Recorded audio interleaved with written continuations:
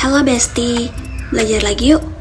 Kita lanjut lagi bahas materi asas SND yang kedua, yaitu demand zone.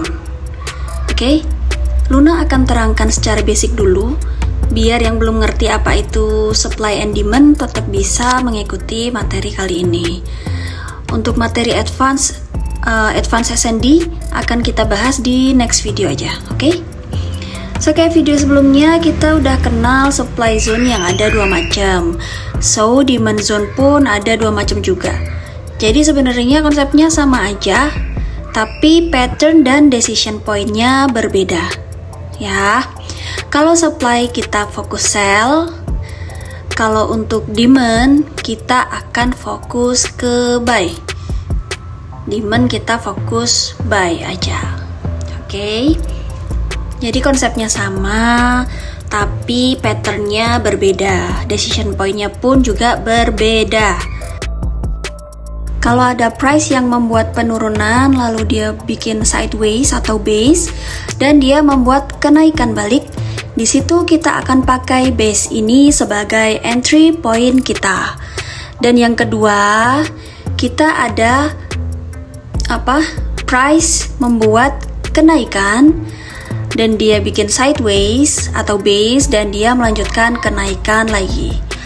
So, kita juga akan ambil bagian base ini untuk dijadikan entry point. Konsepnya sama. Once dia balik ke dalam zone, kita akan entry posisi buy. Nah, kita akan entry posisi buy saja. Konsep yang sama, pattern yang beda, decision point yang beda juga. Jadi kalau kalian tahu demand zone, tapi nggak tahu decision apa yang harus diambil, nanti bisa salah ambil posisi dan malah bisa jadi bahaya. Materi ini basic. Kalau kalian udah paham SND tapi nggak paham decision, atau decisionnya kebalik, misalnya di supply kalian buy, dan di demand kalian sell, nah, itulah decision point yang kebalik. Jangan ya, supply kalian buy, demand kalian sell. Itu salah. Oke, jangan kayak gitu lagi, oke? Kan kita udah belajar. So, buatlah decision point yang benar. Nah, kelar kita bahas teori soal materi basic ini. Sekarang kita belajar terapin teknik ini ke real chart. Oke? Kan banyak yang tanya tuh, time frame mana yang valid? Bentar lagi Luna kasih tahu deh. Pattern pertama adalah drop base drop. Ini adalah chart gold. Nah, kalau kalian lihat di story chart gold ini, bentar, Luna mau tandain dulu nih. Nah, kalau kalian perhatikan di area sini, bentar, di area sini nih, price membuat penurunan, terus dia sideways, dan melanjutkan kenaikan. Ini adalah demand area yang fresh saat itu.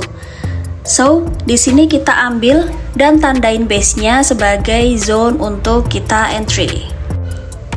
So, kita just tandain aja pakai rectangle di base yang tadi, dan kita jadikan zone. Oke. Base ini kalau kalian mau ambil, ini kan time frame daily. Kalau kita ambil dari candle sampai ke shadow, itu hampir 200 pips. So, jangan ambil semuanya, ya. Kayak yang Luna bilang, kalau zone terlalu besar, just kecilkan dan ambil shadow-nya aja. Nah, ambil shadow-nya aja. Oke. Nah, ini pun masih 150 pips besarnya. Nanti Luna ajarin deh gimana caranya kecilkan zone. Santai aja, kita bahas topik ke topik, oke? So, di sini kalian akan nampak satu demand zone yang kita sebut drop base drop. Once dia return masuk zone, kita buy. Habis itu price naik kan?